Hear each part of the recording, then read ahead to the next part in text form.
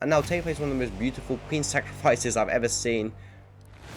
Emory Tate sacrifices his queen against a Grandmaster. And now, this is not any Grandmaster. Tate's opponent in this game goes by the name Alexander Shapolov. Alexander Shapolov was a 4-time United States chess champion who in 1998 was rated 29th in the world and was rated number 2 in the whole United States. So this game was played in 2006 in the Netherlands. Let's get into it. Emory starts with e4 like always. C5 was played with a Sicilian defense. Knight f3 is played. D6 and now d4 is played. This is called the open Sicilian because you open up the board.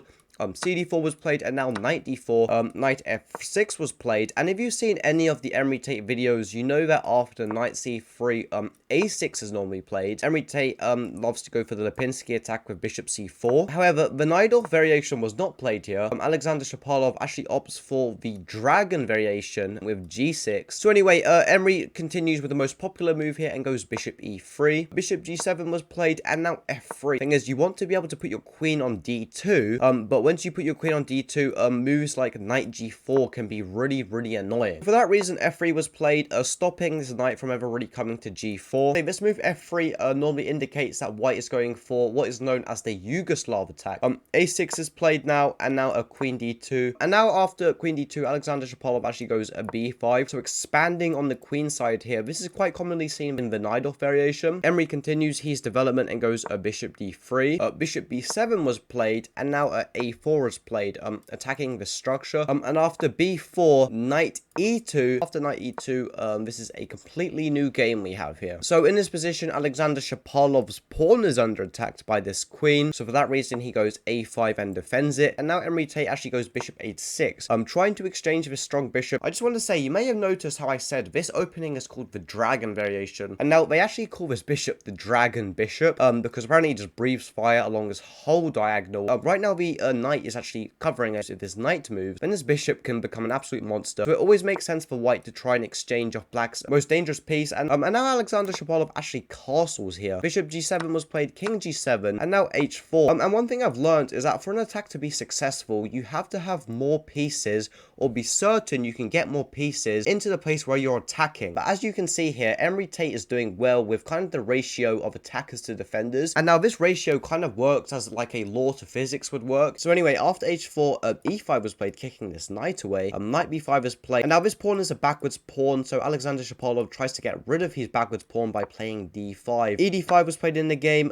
bishop d5 was played, and now h5 was played. You might be wondering, can't we just win this pawn with a move like knight h5? And after a move like castles, there's definitely ideas of sacrificing this rook, and as you've actually noticed now, after this is taken, it's actually opened up a file for the rook. Rook h8 is now played. I think Alexander Shapolov was anticipating if something like hg6 is played, trying to get this, then actually Alexander Shapolov can now control this file and put up a bit more of a fight. However, Emory Tate does not fall for that, and actually goes h6 now. A very nice idea. And now look at this rook. I mean, can we have a minute of silence for this rook? This rook is completely out of the game. The king will literally have to come to e7 in the middle of the board when Tate's got all these pieces here for actually this rook to get back in. So a6 is actually a very nice move. A very positional and very attacking move at the same time. After king f8, bishop e4 was played. You might be wondering, why is Emory trying to exchange pieces when he's got a nice attack? Well, if this is actually taken, then you simply lose your queen. And if this is taken with a knight, then after this, your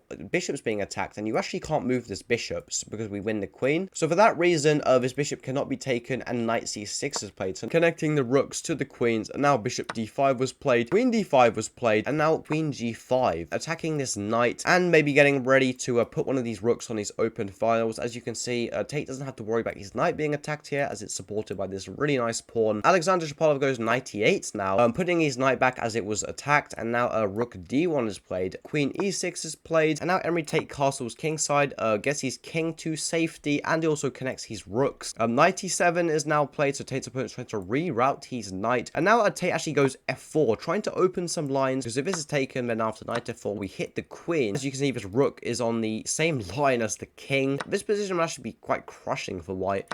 So for that reason, this pawn is not taken, and actually a knight f5 is played. So Tate's opponent trying to get some pieces in front of the king to give it a bit of shelter. Fe5 is played, queen e5 is played, and now a rook f2 is played. Tate's opponent now goes queen e7, trying to exchange queens, as Tate's opponent would be desperate for a queen trade here. Queen f4 was played, now queen f3 was played, so Tate's opponent really just annoying him by trying to exchange queens. However, Tate keeps these calm and goes queen c4 here. And now this pawn is actually hanging, so knight h6 is played, and now Tate's opponent goes rook d3, so hitting this queen. And after rook d3, Alexander Shapolov played a queen e5, rook d to f3 was played, and now here queen e7 was played, putting more defense on this pawn. Now knight d4 was played, bringing this inactive knight into the attack, and now king g8 was played, getting this king off this nasty file where the rooks were on, and now knight c6 was played, hitting this queen. Queen e1 was played, rook f2, and here queen e6 was played.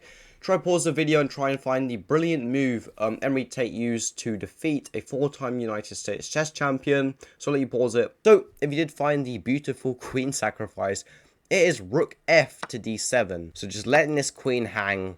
But the problem is, if this was actually taken in the game, then after this would just be checkmate, a beautiful knight checkmate. And after this, Tate's opponent resigned, because if you try move this queen, the problem is after a simple move like knight e7 is checkmate, and this queen has nowhere to really go. Anyway, that's the end of the video. Like and subscribe if you want to see more videos like this, and let me know in the comments what you thought of the video. Thank you for your time and attention. Have a good rest of your day.